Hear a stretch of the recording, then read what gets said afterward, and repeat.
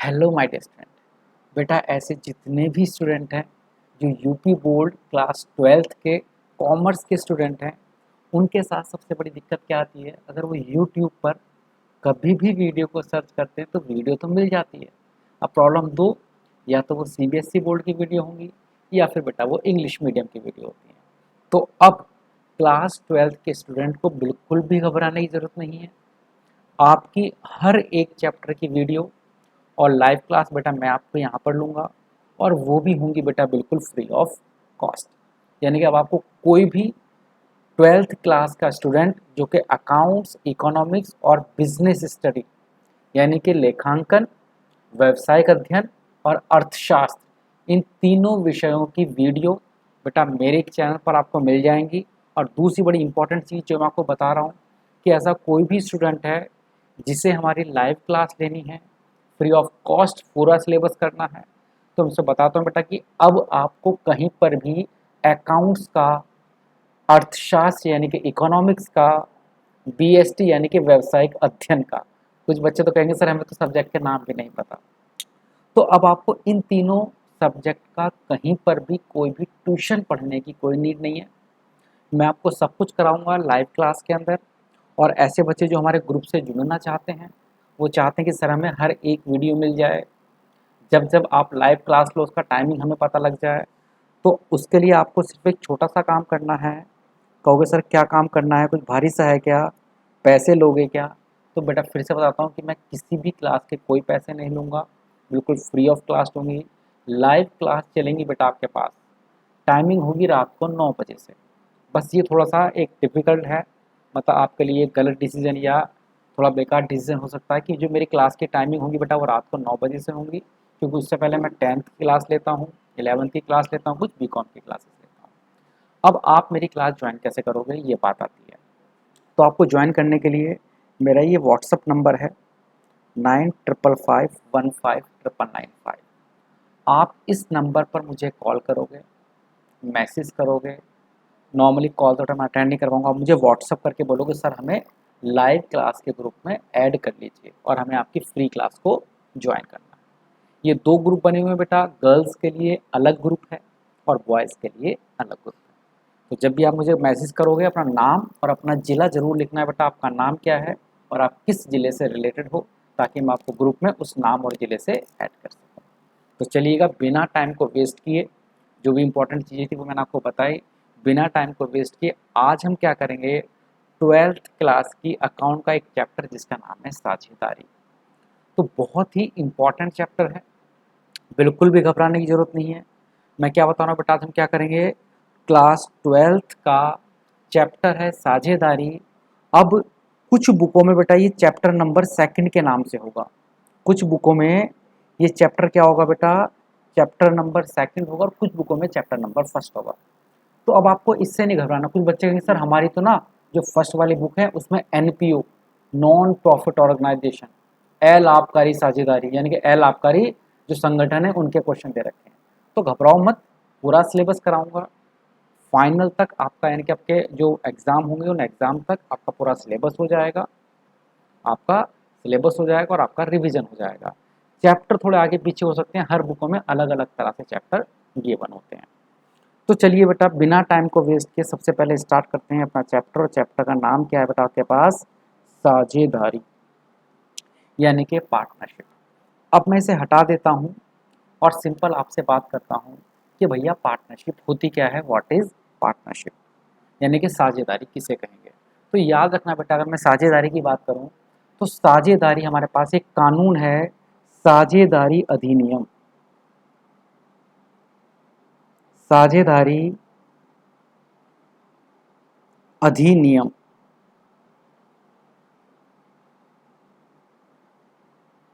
1932। हमारे यहाँ पर एक साझेदारी अधिनियम चलता है, साझेदारी अधिनियम 1932। अब ये साझेदारी अधिनियम भी एक डेफिनेशन देता है कि साझेदारी होती क्या है, पार्टनरशिप होती क्या है। लेकिन फिलहाल मैं जो आपको डेफिनेशन बताने वाला हूँ थोड़ा सा उस पर ध्यान देना। और वो बच्चे जो क्लास लीव करने वाले लगे कि सर हम तो बोर हो गए हैं, 10 मिनट दो, केवल अपने जीवन के 10 मिनट देना। 10 मिनट बाद अगर आपको लगे ना कि हमने कुछ सीखा है, तो जीवन में बेटा हमारे चैनल पर कभी आज ही अनब्लॉक कर देना हमारे चैनल को, बस 10 मिनट दो बेटा। तो मैं आपको क्या बता रहा था कि साझेदारी अधिनियम है 1932। ये साझेदारी अधिनियम अपने आप एक डेफिनेशन देता है कि साझेदारी होती क्या चीज़ है। तो जो साझेदारी अधिनियम के अंदर डेफिनेशन दे रखी है साझेदारी क्या होती है, उसकी भी बात करेंगे। फिलहाल हम एक नॉर्मल शब्दों में बात करते हैं कि साझेदारी भैया होती क्या है। आप कहोगे सर हमें पता है, हाँ भाई तुम्हें पता है, मना नहीं कर रहा हूँ, साझेदारी क्या होती है। तो समझ लो बेटा ध्यान से साझेदारी क्या होती है। तो देखो हमने एक छोटी सी डेफिनेशन लिखी है, साझेदारी बेटा मैं किसे बोलूँगा। तो हमने लिखा है कि दो या दो से अधिक व्यक्ति मिलकर लाभ कमाने के उद्देश्य से किसी व्यापार को करते हैं तो उसको साझेदारी कहा जाता है। अब बात है सर ये तो हमें पता था, वास्तव में आपको पता था, लेकिन इसमें 2-3 चीज़ों को जोड़ा गया है, वो बड़ी ही इंपॉर्टेंट है। हर लाइन का एक मीनिंग है। पहला मीनिंग है दो या दो से अधिक व्यक्ति। इसका मतलब ये हुआ साझेदारी करने के लिए कम से कम 2 व्यक्तियों की आवश्यकता पड़ती है। साझेदारी करने के लिए कम से कम 2 व्यक्तियों की आवश्यकता पड़ती है, 2 या 2 से अधिक व्यक्ति। अब बारी आई कि सर आपने डेफिनेशन तो लिख दी, आपने कहा सर 2 या 2 से अधिक व्यक्ति, लेकिन कितने अधिक व्यक्ति, क्या ये तो आपने बताया ही नहीं। तो सुन लो बेटा ध्यान से, मजाक की बात नहीं, ये भी अपने आप में एक टॉपिक है। अगर आपको साझेदारी करनी है तो मिनिमम मिनिमम समझते हो बेटा, कम से कम कितने साझेदार का होना आवश्यक है, 2 साझेदारों का। साझेदारी करने के लिए कम से कम 2 साझेदारों का होना आवश्यक है। मैक्सिमम, अधिकतम की भी बेटा एक लिमिट है, यानी कि ऐसा नहीं अगर आपको साझेदारी करनी है तो 50, 200, 250, 500 लोगों को जोड़ते चले जाओ। ना मेरे प्यारे बच्चे, ना मेरे मुन्ना, साझेदारी के लिए कम से कम 2 साझेदार होना आवश्यक है और अधिक से अधिक 50। कहोगे सर हमारी बुक में तो 10 या 20 लिखा हुआ है, उसकी चर्चा करेंगे बाद में। साझेदारी के लिए कम से कम कितने साझेदार होना आवश्यक है, 2, और मैक्सिमम कितना होना है बेटा, 50। पेपर में ये प्रश्न आया है कि अगर आप एक साझेदारी प्रारंभ करना चाहते हो तो कम से कम कितने साझेदार होंगे। बड़ा सिंपल सा है भाई, अकेला तो साझेदारी करेगा नहीं, कम से कम 1 से ज़्यादा होना चाहिए, यानी कि 2 होने चाहिए। और ज़्यादा से ज़्यादा कितने साझेदार हो सकते हैं, ज़्यादा से ज़्यादा एक पार्टनरशिप में 50 साझेदार हो सकते हैं। अगर 51 हो जाते हैं तो उस साझेदारी को इल्लीगल पार्टनरशिप कहा जाता है। वो एक पूरी साझेदारी नहीं होती, वो इल्लीगल बन जाती है, यानी कि वो लीगल साझेदारी, लीगल पार्टनरशिप नहीं कहलाती। तो भैया मैंने आपको क्या बोला, साझेदारी क्या होती है बेटा, जब 2 या 2 से अधिक व्यक्ति मिलकर लाभ कमाने के उद्देश्य से। एक पॉइंट इसमें ये भी है बेटा, देखो मैं डेफिनेशन कराता हूं, समय जरूर लूंगा लेकिन आपको टोटल समझाऊंगा ताकि आप अपनी डेफिनेशन खुद से बनाकर लिख कर आओ और उसमें एक भी ऐसा आइटम ना हो जो आप भूल जाओ। मैंने बोला 2 या 2 से अधिक व्यक्ति मिलकर लाभ कमाने के उद्देश्य से किसी व्यापार को करते हैं। तो दूसरी बात ये आई, जैसे मुझसे कहने लगे भाई आप मुझसे कहो कि सर ऐसा है, ए और बी मिल जाते हैं और मिलकर ये क्या करते हैं, इन्होंने सड़क को साफ करने का अभियान स्टार्ट किया कि हम क्या करेंगे, अपने एरिया की सारी सड़क को साफ करेंगे। ए और बी मिलकर सड़क साफ करना स्टार्ट करते हैं। तो क्या सर जी ये भी एक साझेदारी है? क्या हम इसे पार्टनरशिप यानी कि साझेदारी बोल सकते हैं? तो मेरे प्यारे बच्चे नहीं। साझेदारी क्या होती है, साझेदारी होती है लाभ कमाने के उद्देश्य से किया गया व्यापार। और अगर आप सड़क को छाप बोल रहा हूँ सर बेटा, सड़क को साफ करने का कार्य कर रहे हो बेटा, ये लाभ कमाना नहीं हुआ, ये तो आप सोशल वर्क कर रहे हो, सोशल वेलफेयर के कर रहे हो, समाज सेवा के लिए कर रहे हो। तो समाज सेवा साझेदारी के अंदर नहीं आती, उसकी चर्चा हम करेंगे किसी और चैप्टर में। फिलहाल साझेदारी के लिए बेटा 3 बातों का होना बहुत जरूरी है, 2 या 2 से अधिक व्यक्ति होने चाहिए, हाँ जी सर पता चल गया। लाभ कमाने के उद्देश्य से काम किया जाना चाहिए, हाँ जी सर समझ गए। और किसी व्यापार को करना चाहिए। क्या कर रहे हो बेटा, कोई व्यापार कर रहे हो, किस लिए, लाभ को कमाने के उद्देश्य से। कौन, 2 या 2 से अधिक व्यक्ति, उसे हम क्या बोलते हैं बेटा, साझेदारी। और इसमें जो काम करने वाले लोग होते हैं उन्हें क्या बोला जाता है बेटा, साझेदार। क्या बोला जाता है उन्हें, साझेदार। वे सभी जिन्होंने एक दूसरे से साझेदारी कर ली हो वह व्यक्तिगत रूप से साझेदार कहलाते हैं। तो साझेदारी तो आप समझ गए, दो या दो से अधिक व्यक्तियों का वह समूह जो लाभ कमाने के उद्देश्य से कोई कार्य करता है साझेदारी कहलाता है। और उस साझेदारी में काम करने वाले जितने भी लोग होंगे वो साझेदार कहलाएंगे। सर इंग्लिश में क्या बोलेंगे? पार्टनर बोलेंगे। और साझेदारी को क्या बोलेंगे? पार्टनरशिप बोलेंगे। अब पहले ये बताओ, क्या इतनी बात आपको क्लियर है? हाँ जी सर क्लियर है। लेकिन जो बेटा सिर्फ वीडियो देख रहे हैं वो बड़े बेवकूफ़ बच्चे हैं। भाई वीडियो अगर आपको देखनी है तो यूट्यूब पर तो बहुत सारी वीडियो आपको मिल जाएंगी। आपको बेटा वहाँ पर है ना अच्छे अच्छे लड़कियों के डांस मिल जाएंगे, डांस की वीडियो आपको मिल जाएंगी, अच्छे अच्छे लोगों के कॉमेडी वीडियो में आपको मिल जाएंगे, तो वो देख लो। मूवी मिल जाएंगी वो देख लो। लेकिन अगर आपको मेरी वीडियो देखनी है तो भैया आपको कॉपी और पेन लेकर बैठना होगा। आज ये मान लो, कॉपी पर लिख लो, आज हमारे ट्यूशन की क्लास नंबर फर्स्ट है और आज हम क्या स्टार्ट कर रहे हैं? अपना पार्टनरशिप का चैप्टर स्टार्ट कर रहे हैं। कॉपी और पेन लेकर बैठना जरूरी है ताकि आप नोट बनाते चलो। आप चैप्टर वाइज नोट बनाओगे, एक एक क्लास डेली आएगी, आप उस डेली क्लास के क्या करोगे? नोट्स बनाते चले जाओगे। और जब आपकी क्लास कंप्लीट हो जाएंगी तब आप देखना कि ईयर के एंड तक आपके पास पूरी एक बुकलेट बनकर क्या हो जाएगी बेटा? तैयार हो जाएगी। बट उसके लिए ज़रूरी क्या है? उसके लिए ज़रूरी है कि आप रेगुलर क्लास लोगे, हमारे व्हाट्सएप ग्रुप से जुड़े रहोगे। अच्छा जी, फिर से बताओ बेटा, साझेदारी स्टार्ट करने के लिए कम से कम कितने व्यक्तियों की आवश्यकता है? सर जी 2 व्यक्तियों की आवश्यकता है। साझेदारी प्रारंभ करने के लिए अधिकतम कितने व्यक्तियों की आवश्यकता है? सर 50 व्यक्तियों की आवश्यकता है। कम से कम 2 व्यक्ति होंगे और अधिकतम अधिक से अधिक 50 व्यक्ति होंगे किसी भी साझेदारी के अंतर्गत। समझ में आया? हाँ जी सर आ गया है। सर और क्या समझाना है? तो समझो बेटा ध्यान से। देखो जी, आप चाहो तो आप मुझे मैसेज कर देना, मैं इस नोट्स की आपके पास पीडीएफ भी सेंड कर दूंगा। नेक्स्ट है साझेदारी सलेख। एक नया टॉपिक है, टॉपिक लिखते चले जाना बेटा। वो साझेदारी की परिभाषा थी। ये क्या है? साझेदारी सलेख। अब आपको पूछा है साझेदारी सलेख क्या होता है? बेटा अगर मैं इसे इंग्लिश में बात करूं तो इसे इंग्लिश में मैं बोलता हूं पार्टनरशिप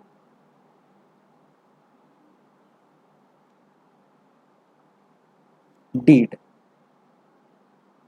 पार्टनरशिप डीड। तो सुन लो बेटा ध्यान से। अब ये पार्टनरशिप डीड क्या होती है? साझेदारी सलेख क्या होता है? देखो भाई, जब भी आपको साझेदारी करनी है यानी कि पार्टनरशिप करनी है, तो मैंने बोला पार्टनरशिप अकेले तो होती नहीं है।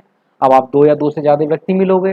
जब आप 4-5 लोग मिलकर किसी बिजनेस को करना स्टार्ट करते हो, उसी को हम क्या बोलते हैं मेरे बच्चे? उसी को हम बोलते हैं पार्टनरशिप। हाँ जी सर समझ गए, पार्टनरशिप बोलते हैं। अब खुद सोचो, जब आप 2 या 2 से ज़्यादा व्यक्ति मिलकर कोई बिजनेस करना प्रारंभ करोगे तो आपको क्या करना होगा? एक एग्रीमेंट करना होगा, एक कॉन्ट्रैक्ट करना होगा। आपको सर कैसा कॉन्ट्रैक्ट? भाई आप एग्रीमेंट पर लिखोगे ना, आप एक पेपर पर लिखोगे नहीं लिखोगे कि भाई हम दोनों मिलकर एक काम प्रारंभ कर रहे हैं, ए और बी मिलकर एक काम प्रारंभ कर रहे हैं, एक काम स्टार्ट कर रहे हैं। उस एग्रीमेंट पर आप ये नहीं लिखोगे कि जब साल पूरा हो जाएगा तो ए कितना प्रॉफिट लेगा, बी कितना प्रॉफिट लेगा। क्या उस एग्रीमेंट पर ये नहीं लिखोगे कि ए कितने पैसे लगाएगा, बी कितने पैसे लगाएगा? हाँ जी सर जरूर लिखेंगे। तो उसी को तो हम बोलते हैं बेटा पार्टनरशिप डीड यानी कि साझेदारी सलेख। तो सर समझ में नहीं आया, सही से समझाओ। बताता हूँ बेटा, साझेदारी सलेख क्या है? साझेदारी सलेख क्या है बेटा? साझेदारी सलेख एक समझौता होता है, लिखित या मौखिक। साझेदारी सलेख क्या है बेटा? एक तरह का समझौता जो लिखित या मौखिक हो सकता है। किसके मध्य में? साझेदारों के मध्य में। यानी कि साझेदारों के बीच होने वाला मौखिक अथवा लिखित समझौते को, मौखिक अथवा लिखित, ध्यान से बार बार बोल रहा हूं, वो रिटर्न में भी हो सकता है और ऑरल भी हो सकता है। मौखिक अथवा लिखित समझौते को क्या बोला जाता है बेटा? साझेदारी बोला जाता है। क्या बोला जाता है भाई? साझेदारी सलेख बोला जाता है। एक बार देखते हैं, देखो बेटा क्या लिखा है यहाँ पर डेफिनेशन में। लिखा है मेरे प्यारे बच्चे, ध्यान से देखो सब लोग। साझेदारी सलेख से तात्पर्य साझेदारों के मध्य किए जाने वाले समझौते से है, जो लिखित अथवा मौखिक हो सकता है। पेपर में प्रश्न आएगा कि साझेदारी सलेख कैसा होता है? एमसीक्यू क्वेश्चन, लिखित, मौखिक, लिखित अथवा मौखिक और नन ऑफ दिस, इनमें से कोई भी नहीं। तो भैया ये लिखित में भी हो सकता है, मौखिक में भी हो सकता है। कहोगे सर कैसे? मान लो भाई 2 साझेदार हैं, दोनों साझेदार कौन है? भाई भाई हैं आपस में। तो जरूर थोड़ा भाई रिटर्न में समझौता किया जाए। वो मौखिक भी कर सकते हैं कि जब साल का एंड होगा भाई दोनों बराबर बराबर प्रॉफिट ले लेंगे, ठीक है भाई। और आपका समझौता कर सकते हैं कि हमारी पार्टनरशिप में जो काम करेगा उसे हम सैलरी भी देंगे, दोनों में से जो काम नहीं करेगा उसे सैलरी नहीं देंगे। क्योंकि दोनों भाई थे, दोनों रिश्तेदार थे, तो हो सकता है मौखिक समझौता कर लें, वो भी साझेदारी से ले, और हो सकता है बेटा वो लिखित में समझौता करें। अच्छा, यही माना जाता है कि आप समझौता कैसे करो, लिखित में करो, ताकि भविष्य में होने वाली कठिनाइयों से बचा जा सके। क्योंकि आजकल कहते हैं भाई भाई का नहीं होता पैसे के लिए, तो अब पैसा होगा तो लड़ाई होगी, उस लड़ाई से बचने का तरीका क्या है, पहले ही एक समझौता कर लिया जाए। समझौता मतलब एक एग्रीमेंट कर लिया जाए और उस पर लिख दिया जाए कि कौन कितना पैसा लगाएगा। तो उसी को हम क्या बोलते हैं भाई, साझेदारी सलेख बोलते हैं। क्या बोलते हैं बेटा, साझेदारी सलेख बोलते हैं। अब आप कहोगे सर इस साझेदारी सलेख में क्या लिखा होता है? भैया इसमें बहुत सारी चीजें लिखी होती हैं। इसमें लिखा होगा कि किस पार्टनर को कौन सा पार्टनर, कौन सा साझेदार, पहले तो एक सिंपल सी चीज लिखी होती है बेटा, साझेदारों के नाम क्या है, साझेदारों के पते क्या हैं, नाम और पता, और उनका बिजनेस क्या है, वो कौन सा काम कर रहे हैं। साझेदारी सलेख के अंदर सबसे पहले ये लाइन लिखी होती है। दूसरा लिखा होता है कि जो साझेदार हैं उसमें उन साझेदारों ने कितनी कितनी पूंजी लगाई है और उस पूंजी पर कितना ब्याज मिलेगा, यानी कि जो साझेदार जितना पैसा लगाएगा उस पर उसे कितना कितना ब्याज मिलेगा। दूसरा लिखा होगा साझेदारों को मिलने वाला वेतन, यानी कि साझेदारों को कितना वेतन मिलेगा। वेतन तो समझते हैं बेटा, किस साझेदार को कितनी सैलरी मिलेगी, वो कहां पर लिखा होगा, साझेदारी सलेख उनके समझौते में। पेपर में कोई प्रश्न आ जाता है कि साझेदारी सलेख के अंदर किन किन बातों का जिक्र किया जाता है, या साझेदारी सलेख के अंदर क्या क्या बातें लिखी होती है, साझेदारी सलेख में क्या चीजें समाहित होती हैं। तो साझेदारी सलेख में साझेदारों के नाम तथा साझेदारों के पते लिखे होते हैं। साझेदारी सलेख में साझेदारों का जो बिजनेस है वो बिजनेस के बारे में लिखा होता है, उनके व्यापार के बारे में लिखा होता है।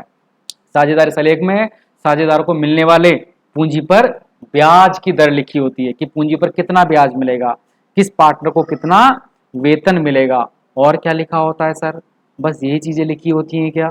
नहीं भाई, लिखा होता है आहरण पर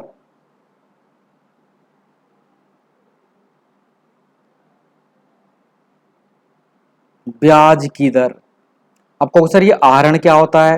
कुछ बच्चे हंसेंगे, सर ये तो सिंपल सी बात है, हम 9th-10th पढ़ते आ रहे हैं, बड़े बच्चे हो गए। हाँ बेटा, आहरण मीन्स ड्राइंग। जो पैसा आप बिजनेस से अपने पर्सनल यूज के लिए निकाल लोगे तो उस पर कितना ब्याज लगेगा, पूंजी पर कितना ब्याज लगेगा, पार्टनर को कितना वेतन मिलेगा, पार्टनर के नाम और पते क्या होंगे, इस तरह की बिल्कुल सिंपल सिंपल सी चीजें कहाँ लिखी होती हैं बेटा, साझेदारी सलेख में लिखी होती हैं। कहाँ लिखी होती हैं? साझेदारी सलेख में। अब बारी है कि सर और क्या करेंगे। एक बड़ा ही इंपॉर्टेंट सा टॉपिक है, एक बड़ा ही इंपॉर्टेंट सा टॉपिक है जिसे आपको पढ़ना है। पेपर में 100% इसका यूज होगा, या तो लिखने के लिए आएगा, अदरवाइज किसी ना किसी क्वेश्चन में यूज होना ही है। तो कॉपी को बहुत अच्छी तरह से खोल लो, अपने दिमाग के चक्षुओं को खोल लो, जो मैं आपको लिखवाने वाला हूँ उससे बहुत प्यार से समझना है। यदि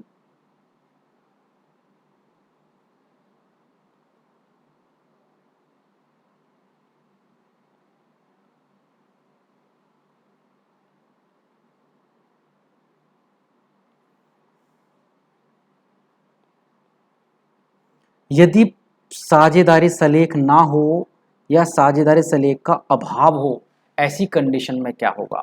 पेपर में प्रश्न आएगा, साझेदारी सलेख के अभाव में किन किन नियमों का पालन किया जाता है। अब आप कहोगे सर ये क्या कहना चाह रहे हो, ढंग से बताओ, आखिर कहना क्या चाह रहे हो सर। सुनो बेटा, या तो मैंने बोला कि जब भी हम पार्टनरशिप स्टार्ट करते हैं आपस में क्या होता है बेटा, एक समझौता किया जाता है। अगर आप समझौता कर लोगे तो सारे नियम समझौते के अकॉर्डिंग होंगे। लेकिन मान लो आपने पार्टनरशिप स्टार्ट कर ली और आपस में कोई समझौता ही नहीं किया। जब समझौता नहीं करोगे तो क्या होगा, जब साल का एंड होगा तो आपस में लड़ाई होगी, ये तो सबको पता था। तो उस लड़ाई से बचने के लिए हमारे पास जो पार्टनरशिप एक्ट है,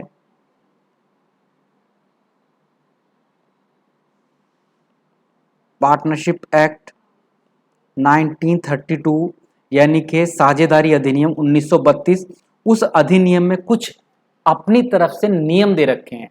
उस नियम में क्या बोला गया कि अगर आपने साझेदारी सलेख बनाया है तो बहुत अच्छी बात है, जैसा जैसा आप चाहोगे वैसा वैसा होगा, जितनी आप चाहोगे उतनी पूंजी पर ब्याज मिलेगा, जितना आप चाहोगे उतना वेतन मिलेगा, जितना आप चाहोगे उतने आहरण पर ब्याज मिलेगा, जैसे आप चाहोगे वैसे ही लाभ का क्या होगा, विभाजन होगा।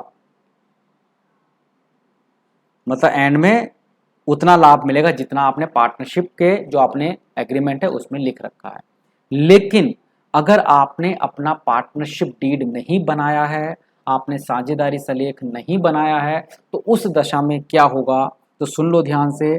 अगर आपने अपना एग्रीमेंट नहीं किया और साल के एंड में आप लड़ते हो, तो ऑटोमेटिकली किसके नियम चल जाएंगे, पार्टनरशिप एक्ट के नियम चल जाएंगे।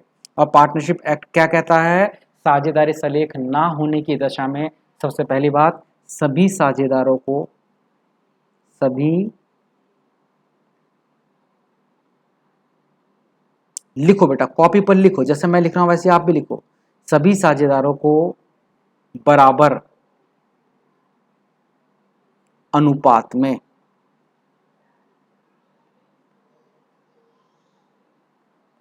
लाभ मिलेगा। यानी कि अगर साझेदारी सलेख बनाया है तो आप उसमें साफ साफ लिखो कौन कितना लाभ लेगा, और अगर साझेदारी सलेख नहीं बनाया तो नियम क्या है, सभी साझेदारों को बराबर बराबर प्रॉफिट मिलेगा। यानी कि आप एंड में लड़ोगे नहीं कि मैं मेहनती था मुझे ज्यादा प्रॉफिट दो या ये मेहनती से ज्यादा दो, या तो पार्टनरशिप एग्रीमेंट में पहले ही लिख लो कि प्रॉफिट कितना होगा, फिर तो सही बात है। और अगर नहीं लिखा तो सबका प्रॉफिट कितना होगा, बराबर बराबर। दूसरा नियम क्या लिखा गया है, पूंजी पर कोई ब्याज नहीं मिलेगा, पूंजी पर कोई ब्याज नहीं मिलेगा। तो साझेदारी सलेख क्या कहता है, यानी कि अगर आपके पास सॉरी साझेदारी सलेख नहीं है तो पार्टनरशिप एक्ट क्या कहता है कि सीधी सी बात है, या तो आपका अपना खुद का नियम होगा, और अगर नियम नहीं बनाए तो क्या नियम चलेगा, पहली बात तो सबको प्रॉफिट कैसे मिलेगा, इक्वल रेशियो में, बराबर अनुपात में मिलेगा। किसी भी पार्टनर को पूंजी पर कोई ब्याज नहीं मिलेगा। यानी कि बाद में आप लड़ोगे नहीं कि भैया मैंने तो ज्यादा कैपिटल लगाई थी मुझे इस पर ब्याज चाहिए। तो नियम क्या है, अगर साझेदारी सलेख नहीं है तो किसी भी पार्टनर को पूंजी पर ब्याज नहीं मिलेगा। दूसरा, वैसे ही आहरण, मैं सिर्फ आहरण लिख देता हूं, आहरण पर भी कोई ब्याज नहीं लिया जाएगा।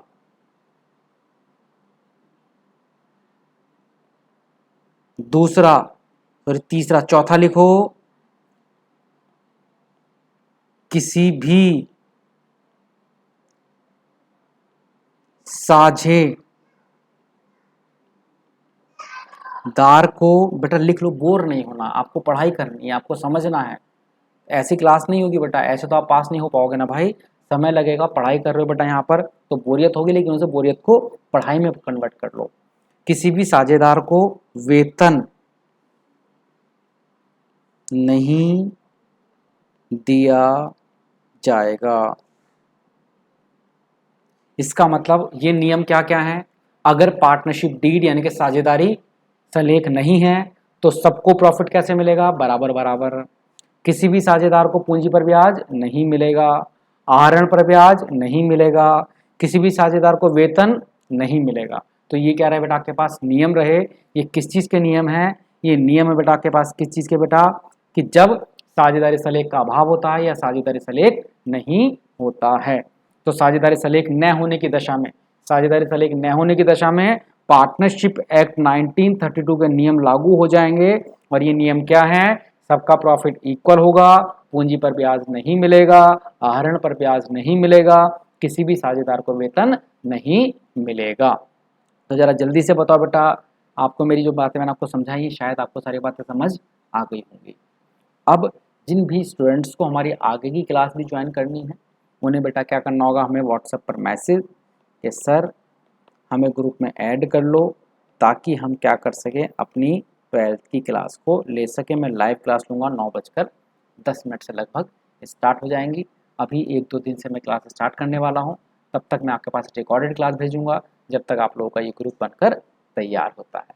अगर आपको आज की बातें समझ में आई तो ज़रूर एक बार कमेंट करना और अपना मैसेज मुझे ज़रूर करना, ताकि मैं आपको ग्रुप में ऐड कर सकूँ। चलिएगा भाई, तब तक घर पर रहना, अपना ध्यान रखना। जय हिंद, जय भारत।